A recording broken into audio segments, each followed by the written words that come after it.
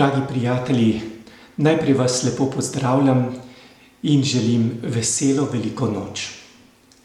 V Evangeliju beremo, kako so šle žene k grobu in se pogovarjali med seboj, kdo nam bo odvalil kamen od groba.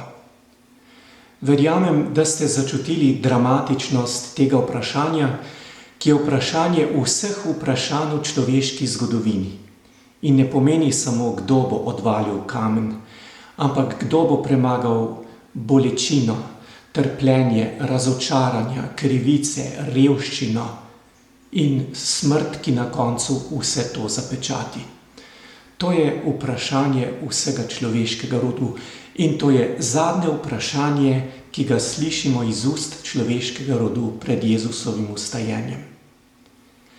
Nobenega človeka, nobenega junaka v človeški zgodovini ni bilo doslej, ki bi si upal postaviti naproti smrti.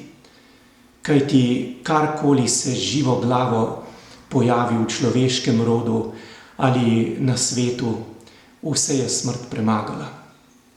Do današnjega dne, ko žene najdejo kamen odvaljen od groba in ko zagledajo mladeniča, ki pravi, vstal je, ni ga tukaj.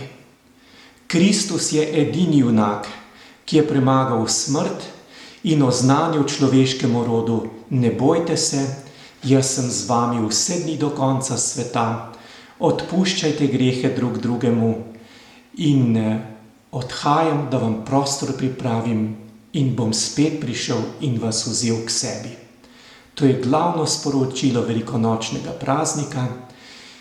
Lepo ga obhajate danes in vse dni naprej in želim vam veliko blagoslova.